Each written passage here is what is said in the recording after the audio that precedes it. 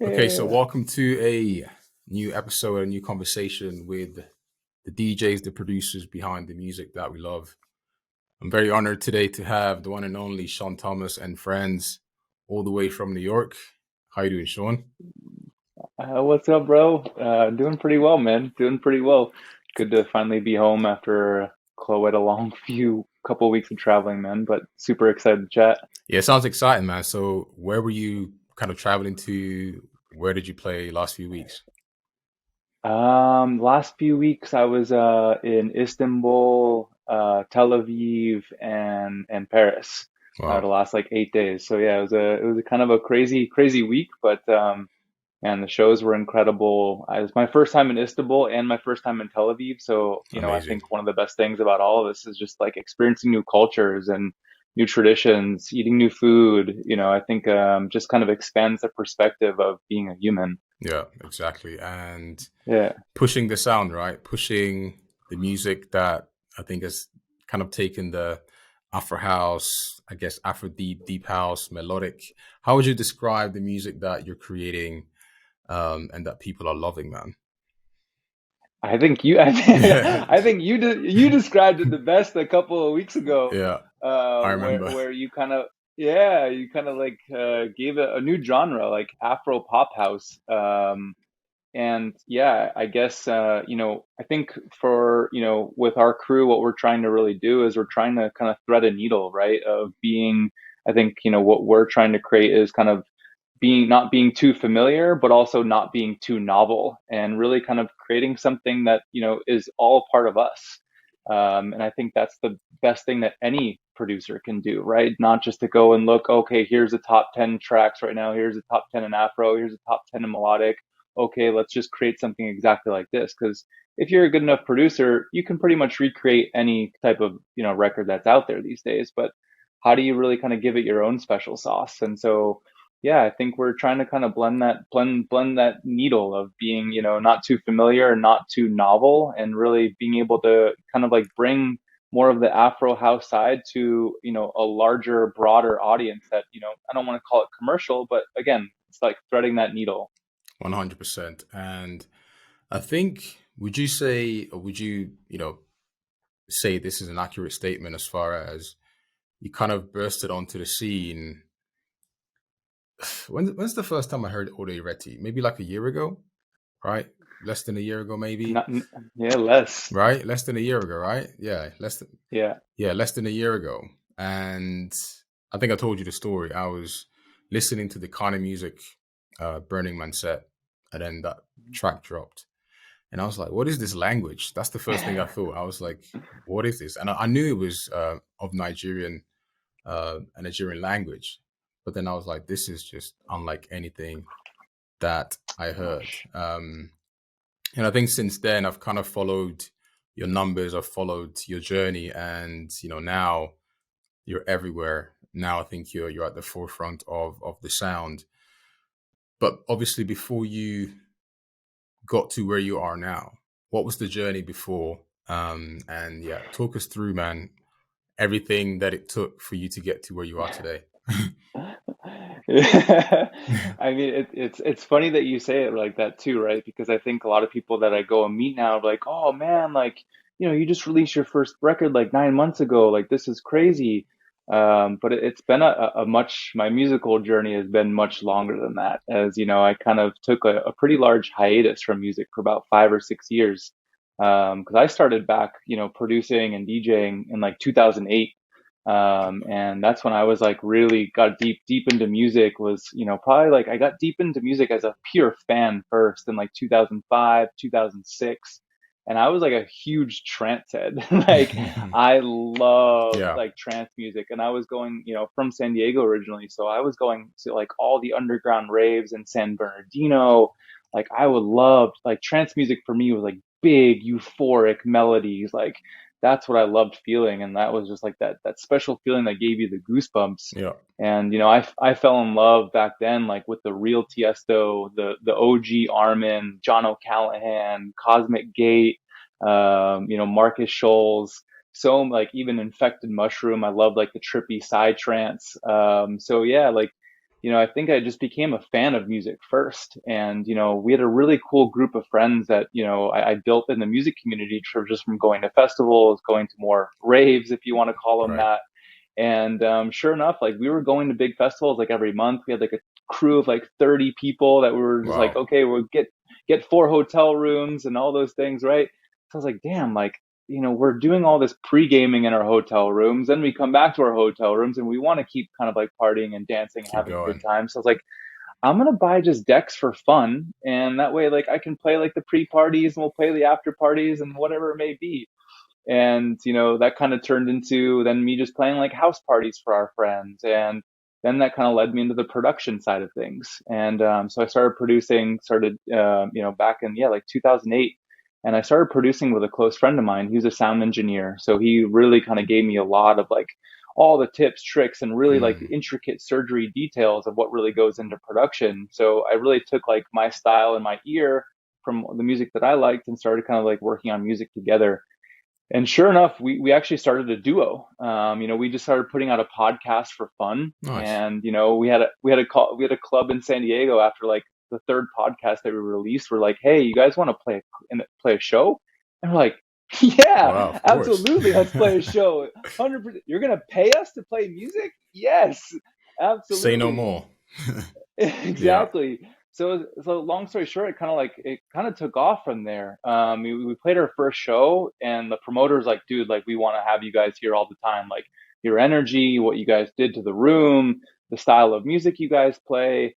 And so yeah, from like 2008 to like 2011, we started just playing shows in San Diego, LA, San Francisco. Started playing in Mexico, kind of some of the Midwest, and we're doing like these small tours, but we were opening and closing for all the big guys back then. And we were producing more like progressive house, electro house. EDM wasn't even a thing yet. There was no such thing as EDM. It was just called, electronic music. So what So we were opening if I can ask, at what tempo were you producing? At what BPM were you producing back then?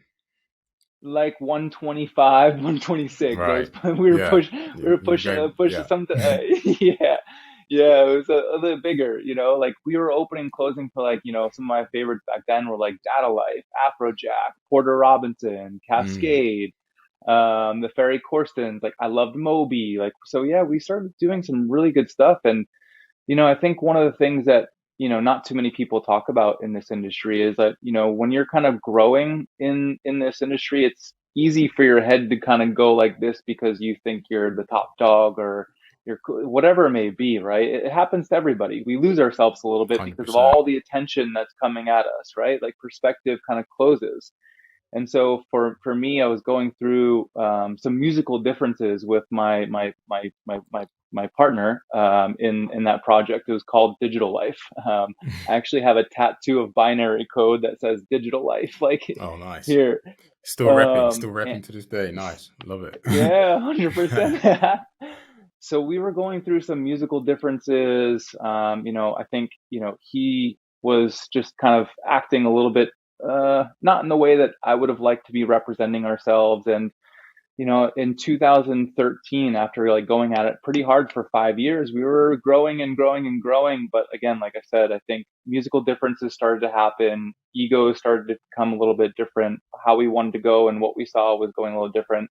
And then I went through some pretty challenging like family loss in my life. In a span of a year, I lost like a really close friend of mine, and then I lost my uncle who was like my dad, and then I lost my little brother, and that was really really challenging for me. And kind of with how difficult the music industry already is Of to course. make it, or to have a sustainable lifestyle. After that happened with my brother, I was just honestly like, forget music. Like, Yeah. I don't want to deal with you. I'm dealing with too much stuff. And that's when I just kind of like completely scrapped everything. And so, yeah, that was in like 2013 was when I really kind of hung up the music hat, and I was like, all right, like I need to go figure my own life out, what really matters to me most. And that's kind of what I just went more into kind of like the creative and the corporate world, I guess you could say, Hmm. in like the form of digital marketing. So I took a 5 year hiatus, and from 2013 to 2018, I never touched Ableton. I never touched Wow. Dex, like nothing, like cold turkey. I was like, nope, like Were you scar still tissue. kind of raving, clubbing? I was definitely in the going to scene? shows, Yeah, but not as much as I was before. I yeah. don't know. There was something that just, yeah, it was almost like there was like a traumatic experience that I went through, and that was tied to that trauma. And so I was 100%. like, I need to separate myself as far as possible. So it wasn't until I moved to New York in 2018 when Gospel here opened in New York. And I remember opening weekend, again, 5 years and not touching any music. We went opening weekend and I walked downstairs. I don't know if you've ever been to that club here, but it's just like it's the sexiest like underground spot in New York. And I remember we walked down the stairs and it hit me like a thunderbolt. And I was like, whoa, like I have to play music again. And I was like, I have to play here. Like, and sure enough, like 9 months later, I ended up meeting one of the bookers there, and who, serendipitously enough, is now like my closest friend, and she's also my manager in the project. Wow. And Mm. I remember I got introduced from a DJ friend, a local DJ friend here in New York, and they're like, "Hey, you guys should talk." And so she's like, "Oh, well, send me a mix." And I was like, "I don't have a mix." I was like, "Can we hop on a call?" And so we hopped on a call. I gave her the whole rundown of my story like Everything. this, and she was like, "Your story sounds great, but I still need a mix." I was like, "Fuck, okay." So I went and recorded a mix, sent it to her. She's like, "Hey, we can give you a Thursday night." And this story always is like super powerful to me because the first time I ever played again when I played a gospel was December 6th, 2018, which is yeah, I get goosebumps. December 6th was my brother's birthday. And that night was just kind of like one of those things where like, okay, like this is where I need to be playing again. And I had a full-time job. Like, Right. I was working. We had I came to New York when we were about 5 people. We grew our marketing agency to about 50 people. We ran it like a hedge fund. So I was working 80 to 100 hours a week nonstop, right? On it. Yeah. There's videos of me going into a club, bringing my laptop and working at 3 a.m. like No, in we, we club gotta we before. gotta dig that video up, man. I haven't seen that video. I I need to I see that video. I'll say I will 100% send it to you. My friend actually just sent this to me like a couple months ago, so I'll send it to you. Let's see it. So yeah, and then I met the creative director at Gospel that night I played, and he and I connected. Kevin, he's like a close brother of mine. And he was like, "Dude, like I love your style, I love the type of music you play. Like my home is your home, however many times you want to play." And so yeah, I started just playing there like once a month, and he and I started playing back-to-back sets, like 5-hour extended sets, and kind of just like that was where I was getting my fix, and that was my release from kind of like the day-to-day life. And it wasn't until COVID hit where I was like, whoa, like I want to start producing again.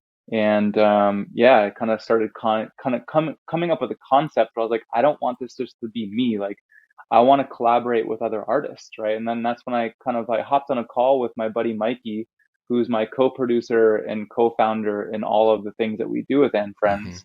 I hadn't talked to him in like 7 years, but Oh we wow. hopped on a call, and he was like, he was struggling, right? Like he's full-time producing, trying to DJ, but it was like it's tough. It's not easy, even when you are insanely talented. And so I told him, I was like, dude, I have this idea. Like I want to build a project that's collaborative, but I also really want to work with other vocalists who, may not have the means of doing what they want to be doing and creating how they want to be creating. So yeah, it was kind of crazy. That's when we kind of concepted the And Friends project, was like summer of 2020. So I know COVID was pretty disruptive for majority of the world, and it was for me as well. But man, like at the same time, it definitely, I think it brought out so much creativity in people. Yeah. It What? made you really, it made you like understand like what really matters to you, you know? No, 100%. I mean, I started what I'm doing now. I wouldn't be talking to you if it wasn't for COVID. I mean, of course, I wish we could have avoided that event, but a lot of the things that I think people are doing now are because of COVID, because people had to stay home and figure out how to fill their time. So yeah, you're not alone in that experience. But I was gonna ask about the music. So you mentioned um, you went cold turkey, right, for 7 years. You were playing kind of like that alive type music, I guess. But from that point to now, that is obviously a massive switch in your music taste. When you were not playing, DJing, doing events, how did that evolution of your sound and your ear happen? Like, what would you attribute that to? Yeah, I'll have to say like one thing that really kind of started to evolve because I've always loved like more just I started music first of all too. Like I started producing just hip hop for myself because I love to write. Yeah. I'll call myself a wannabe poet. But when I was younger, like, same thing with my brother. Like my brother, he was an insane lyricist. And Wow. so I used to like write him some hip hop beats, and I used to make hip hop beats for myself just because it helped me flow better, helped me write better. So like I loved hip hop music. Like outside of dance music was really weird. Like people were like, you like electro house, but you love hip hop, and I was like, yeah, just because it's all about storytelling for me. 100%. I think, right, like storytelling. Like, there's a really cool quote by Steve Jobs where he says like the most powerful people in the world are the best storytellers. And I think that's why like I fell in love with hip hop because one, especially back then, when you're talking about just Tupac, Biggie, Dre, all those guys, they were talking about the real life shit that was happening in this country, especially for the underprivileged. And that was always something that I really connected with. Especially for me, like I grew up in a pretty difficult and challenging household, physical, mental, emotional abuse. And so I always felt a bit of an outcast for the way that I kind of lived compared to how majority of my friends lived. So for me, like hip hop was always my release, even though like I couldn't relate to it directly. I think that's like that filled my soul. So hip hop kind of led me also to some of the most beautiful African artists. Like one of my biggest inspirations is Fela Kuti. Man, that documentary on Netflix, poof. Right. And so I think that type of soulful music was always what I really listened to outside of like dance music. And so when I was thinking about, okay, if I'm going to reemerge myself and really produce, like I want to be writing more soulful music, but I also want to be collaborating with other artists who have so many more stories to tell. And, I always say this too. It's like privilege isn't fair whatsoever. But if you do have it, it better be a big part of your mission to helping others who don't.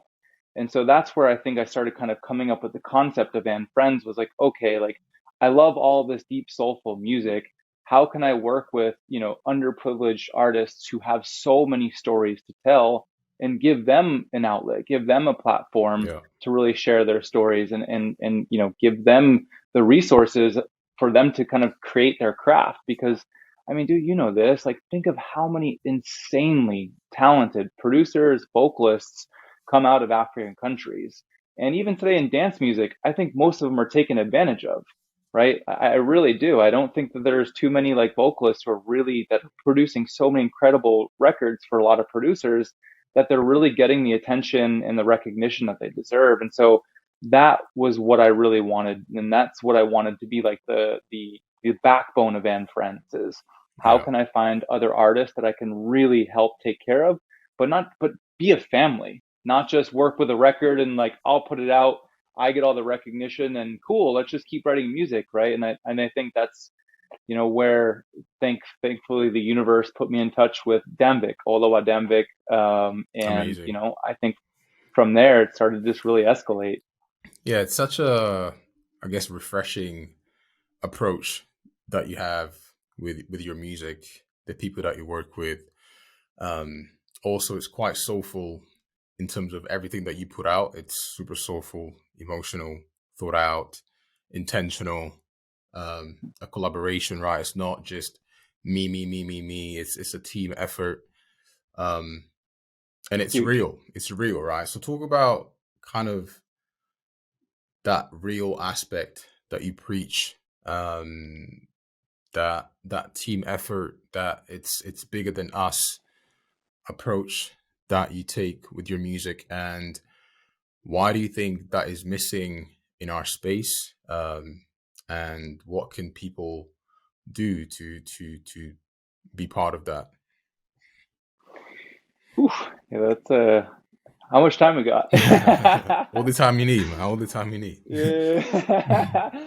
Well, I think it's like, the quote always that I really love to look back. If you want to go fast, go alone. But if you want to go far, go together. And, again, I think that's where collaboration is at the backbone of everything. And I think kind of going to your question of like, why do I think that not many people are operating that in this space? Because the music industry is tough, man. The music industry, like it can be pretty grueling where it just makes you not trust people. And, it makes you want to hold everything to yourself. It makes you want to just think that you have to do it all alone because you can't trust anybody else. And I'm always the person where it's like, I will trust everybody until you burn me. And then I'll probably trust you again until you burn me again. And I'll probably trust you one more time until you burn me again. Then I'll be like, okay, goodbye. But I think, you know, for me, I think when you lose, sorry, when you lose a sibling, Yeah, um, that's a part of you that's lost. of course. And yeah, fuck. Um, I'll take all the time you need, man. it, Yeah. it changes things. Yeah. Kind of talking to the aspiring producer, the aspiring DJs that are trying to maybe get to the level you're at, do what you're doing, touring the world, playing here, playing there, releasing some of the best tracks in our space, and talking about the industry, what you have to navigate, what you have to learn, how you have to manage relationships, all those things, right, that come with being in the music industry. What pieces of advice would you give to that aspiring producer, that aspiring DJ that is like, I want to do that, but they don't know about everything else that comes with that? I think the first thing is be more intentional, right? Like be more intentional with the conversations that you have. Like a perfect example is I know every, artist who is kind of like on a larger trajectory. And I was just talking with Night Freak about this. He's like a close brother of mine. And we were just talking about this last week. It's like, hey, if you have a demo, send me a note like, hey man, love what you're doing, really like this. Like, I wanted to pick your brain. I have a demo or something, just a little bit of a conversation, right? Nowadays, half like 95% of the messages that I get sending me demos, bro, it's like it's entitlement. Like everyone just entitled for like, hey bro, here's my demo. Like, hey man, nice to How meet you you. doing, man? Like, What's up? how Yeah, you yeah. doing? Like, what's going on? This or start a conversation or something intentional. And I think this industry, and especially I think a younger generation, especially now that we have, it's all like the quick fixes, TikToks, there's a crazy quote where it's like our attention spans are worse than goldfish now. But it's the same thing that all these younger guys are bringing in. There's no intention. So all like the guys who've been doing this for a while, that they're like, dude, who the hell are you anyways? And night and like, if you're gonna talk to me like a human being. Yes. Introduce yourself. Hey, bro, like my name is so and so. Like I've been producing for this long. Like I would, here would just love some advice. What you think? And if someone comes to me and if I get DMs like that, I will answer them every single time. And I'll probably send a voice note because I hate texting, right? Yeah. I think I sent you a voice note the first time like we Yeah. followed each other. I was like, bro, like I love what you're building, like, right? Like I sent you a 100%. voice note because I admired the work that you were doing. I admired that you were giving other artists another platform to share because every single person matters, right? That's what I always think about that. Every single person matters. Every opportunity matters. And so if you're going to waste that of just sending, here's my demo, can you take a listen? Like how much, if you're sending me that, how much intention are you putting into your music? Okay, let's talk your music, your sound, what you're pushing. You've got your label Hidden Hands, and you've sent me a few tracks that I completely love. I'm not gonna, kind of steal your spotlight and name all the massive talents that you've got You, coming up, but I'll let you do it. I'll let you set the scene, and then we can play the track that you've got. Um, yeah, man. I'm just really excited for the things that we have coming. One of my big things too is just kind of like very similar to like what Francis did for Night Freak, right? That's always been something that I want to now do. Now that we've got a little bit of a bigger stage, now I can like, okay, like who's an artist that I can like really help out, a producer. And so, it's crazy because Night Freak introduced me to, his remix is coming out on Friday. Night Freak introduced me to one of his close friends in Zimbabwe, and Night Freak called me one day. He's like, "Bro, like, I really want to put you in touch with my homie Samuel. Like he's an incredible producer, but man, he's just not getting the looks. He's not getting this. He's insanely talented. And yeah, he sent me a record and I was like, whoa, Crazy. this guy's special, dude. And so Samuel and I hopped on a call, and it's one of those things. Same thing like what happened with Dambik. We just dove deep for 2 hours about life and music. So yeah, man, like Samuel and I we have a lot of collab records coming up. He has a remix coming out this Friday, or I don't know when this is gonna air, so April 21st. Great. But yeah, man, we've got a lot of collab records coming, and he's the first artist that we're really gonna sign on board as like part of like our Friends and Hidden Hands family, because I just believe in him so much and everything that he's doing, and I want to see this guy succeed. And he's been producing for a long time, and it's his Wow. time now too. But yeah, I'm super excited about some of these other records that we have. We have the one that we're going to walk through is, pretty special to me. I think some people might think it's a little bit too commercial, but, I think, this record means a lot. And, it's a, cover of Armin van Buuren's infamous "This Is What It Feels Like." And how this all came about was pretty surreal. And it's crazy that, I think they mentioned that, Armada mentioned that this is the first time Armin's officially releasing a cover of one of his records, and Oh we wow. have his full support and blessing. And, we had to put our soul touch on it. That's Of why, course. we used, one of our vocalists, Phina Asa, who's just, poof, wow, She's great. bro. Yeah, she's very talented. Love it. Love it. Yeah. We need to have a segment. You She's need to got have it. Phina just on your show. Yeah, she's Yeah, got it. She's we're got it. yeah, we're 100%. producing her solo project actually right now. So Wow. we're gonna, like, I mean, dude, she's gonna be like the next like Rihanna, Sia. Like, she's star power. And when I say she's the sweetest human being and most talented human being, and she is, and she's just got everything. So yeah, I'm super excited for this record. Dangerous, we just released. It was kind of like the first record of introducing Phina to the project. And now with "This Is What It Feels Like," man, Armin, I watched the 10-year anniversary, because it's this year, 10-year anniversary of, when "This Is What It Feels Like" came out, and he just released a video. And Armin talks about how that track completely changed the trajectory of his career.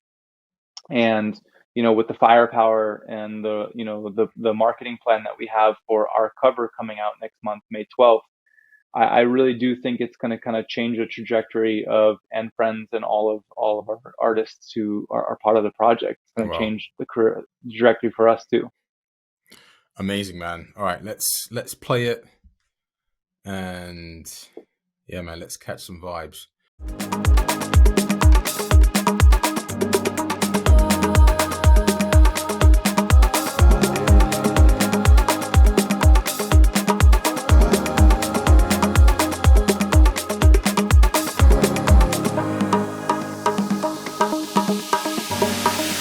Nobody here knocking at my door.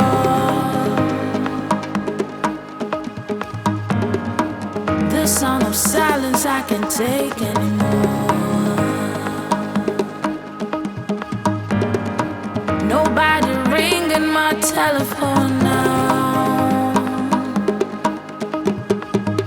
Oh, how I miss such a beautiful sound. And I don't even know how I survive. I will make it to the shore without your light. No, I don't even know if I'm alive. Oh, without you now, this is what it feels like. Woo. Ooh, you It's a lot, stopping it there, man. bro? Yeah, man. Let's stop it there. Let's stop it there, man. It's a lot. It's a lot. That's a tease. What a tease. What a Let's tease. give it time to simmer. Let's give it time to do its thing. Yeah, man. That intro, of course, is all, I guess, Phina. The voice is majestic. Yeah, it's actually, Demi is doing all like the harmony vocals. Wow. So yeah, it's pure. Very, very pure. And Yeah, talk us through, I guess, was this recorded, what location was this recorded? I guess the vocal and the production side of Yeah, so things. we actually, so Mikey and I, when we got offered this kind of opportunity, well, it wasn't even offered opportunity. I had lunch with the general manager of Armada, and we were just kind of diving into the whole project of End Friends, and he's like, we should do something together. And then he's like, why don't you take a look at the catalog and see what we can do? And right when he said that, I already knew the record that I wanted to remake. I knew it, Got it. because this again, like Armin was part of the reason why I got into like production and dance music in general. I'll never forget seeing him 9-hour set, 2009, A State of Trance in LA, New Year's 9 hour Eve. set. Jeez. 9-hour set, and half of it was in a silhouette, so you didn't even see him to have, and it was incredible. Wow. So, and I remember when I first heard this record was actually at Ultra in 2013, and the vocals, man, like the vocals and the chords, the art, like everything was just kind of like that euphoric. And what I love so much about this record is like, it's hope, right? There was so much hope, but at the same time, it's also like you're losing something, but you're pushing forward still, right? And it's just like life. In life, we all have to shed our skin, no matter if it's skin that we don't want to shed, right? Sometimes we don't want to lose certain things in our life, whether it be a career, a relationship, whatever it may be. We don't want to, but it's part of our evolution and it's part of our growth. So when they asked us to do like, oh, take a look at the catalog, I immediately wanted this record, and I already heard Phina, because with Phina's just soul, kind of outside of like the original vocals, I knew we could transform something that would just be so much more like heart opening. And I wanted to kind of keep a lot of like some of the elements there, but really kind of put our twist on it. So I like the big piano chords. We really use like more of like for our ARP that's in there that really kind of keeps that groove.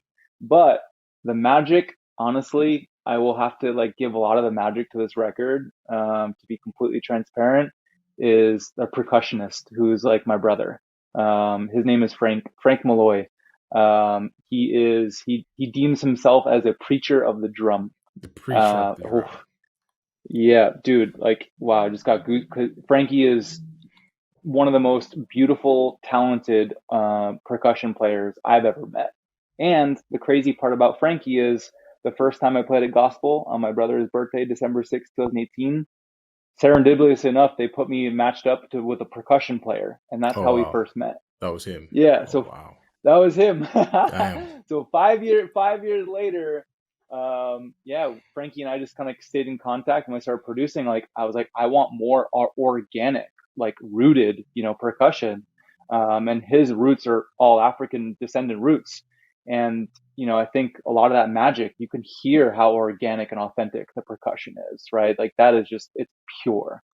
And so I think we wanted to keep it simple. We didn't want to overcomplicate it. Let the vocals shine, let the percussion shine. We can easily take care of, the nice big piano chords, the arpeggiator that's really kind of keeping that groove, and let the magic do its thing. I think sometimes the biggest thing, people overcomplicate music, right? 100%. I think simple is more, yes, but the right simple. It's got to be the right simple. It's got to be the right simple. Yeah. It's got to be the right simple. Yeah. I think, especially in our space now, and as we touched on at the beginning, you get thousands of releases every week, every Friday, right? There's so many releases, so people try and complicate just to stand out.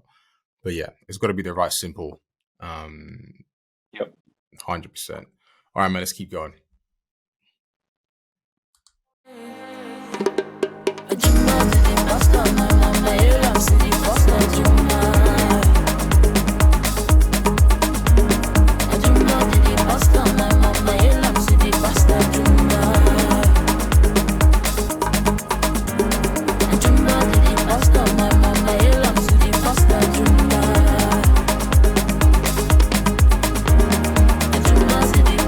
Mama,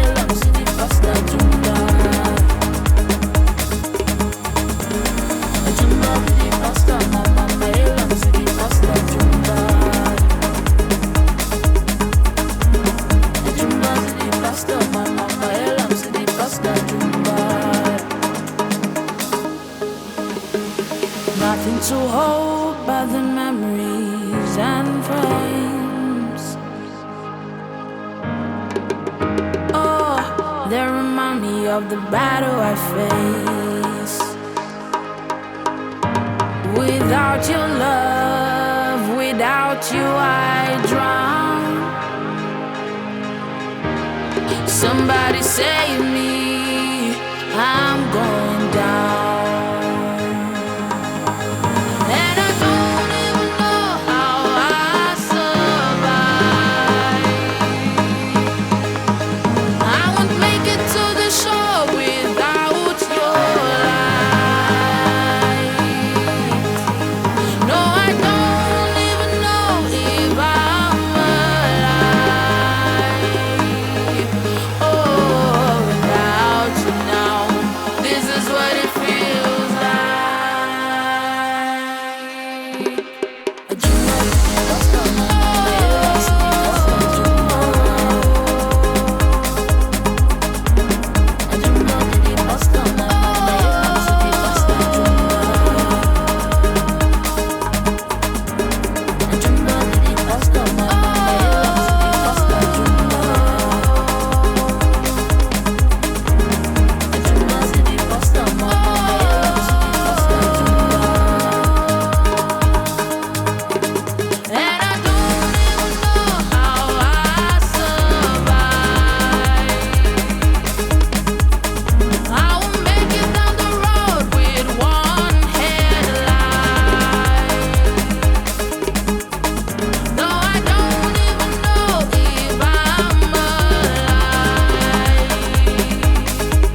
Oh, without you now, this is what it feels like. Man, you guys are doing too much. You guys are doing too much. Stop sharing. Takes a team, man. Takes a team. Takes a team. Jeez. So when Phina when is do you just play this track in your sets? insane, Is it bro. a closeout? Is it a closeout track? No, I don't know. One of the things about sets, like I never plan anything. It's always very just spontaneous, whatever Right. feels good. But I like to kind of play this normally like in the middle of sets, just because it kind of is that like euphoric, big energy and kind of like resets a place and kind of like just takes things to another level. I mean, man, like every time I play this record, bro, like it's really, really special. It's very, Wow. very special. Like I think it's like the most demanded record that I get from people. Please, can I send this? Are I'll you? buy it from you right now. Wow. Which is crazy, right? Because I think like in my sets, like I really weave a lot of deeper melodic, but then also like heavy hitting Afro, and then this kind of comes in, and it's a little bit more on the commercial side of things. But every single time, man, like it's just It people. hits. It It's just it's connects. the it's the vocals, it's the lyrics, it's like it's the memories of a record. And even some people don't even really remember the original record. They Yes. still sing it, and they don't even know they're singing the actual lyrics. So I think this one just has that the potential to really kind of take things to another level because it's just going to hit a bigger, broader audience. Oh man. Um, I think and it's yeah, man, I just like phew, it's Phina is just freaking incredible, bro. Like yeah. Do you know what? There's that's also my homie. That's my homie. that's your homie. There's That's my also homie. I can sense as I was listening to her voice, she makes it sound easy. Do you know what I mean? Like it's like effortless singing, but it's Dude, it's so funny that you said that because when we recorded this in Nigeria last summer. So I went to Nigeria last summer for a couple of weeks, and that was the first time we all met in person. And we recorded music for a week, and then we went and shot music videos for a full week. And yeah, man, when we're in the studio, I remember like it was fairly effortless, right? But you can tell that she's honed in on her craft for such a long time that now it's effortless, right? It's always like that saying like, oh, Picasso at the age of 70 was drew something on a paper napkin, gave it to somebody in a bar, and asked for 30K. Like 30K, what do you mean 30K? Well, it took me 30 years to write that, draw that. And it's the same thing with Phina. Like she's been at her craft since the age of 10.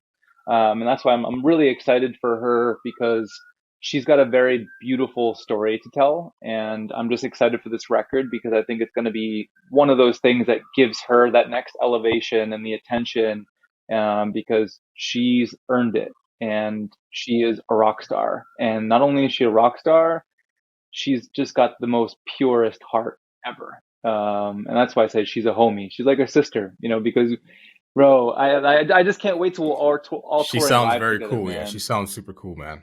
Hopefully one day I get to She's a meet her as freaking well. yes, we definitely will. We That's definitely awesome. 100%. And She's a G. release date for this hit, when is the release date? May 12th. Love it, man. Love it. Okay, I've taken enough of your time, man. Thank you for hanging out. That's it, bro. I can keep going, man. I'm just kidding. Thank you for hanging out, man. It's always a pleasure Yeah, connecting dude. with you. I think you bring such a breath of fresh air to the scene, to what we're doing, to the sound, different perspective. You say things that people need to hear, not what they want to hear. And yeah, I hope this conversation will touch people, and that you and your music and your and Friends project will impact lives, man. Thank you so much, bro. Bro, no. Before we go, thank Yes, you so much as I well. appreciate it, man. You give a lot of love, and I'm receiving that love, but I also want to make sure we Of give it back course. to you because, again, more platforms that are created to help share our stories are the better, and that's the stuff that's priceless. So thank you for everything you're doing too. I appreciate it, man. Chat soon. Likewise. All right, much love. Ciao. Peace.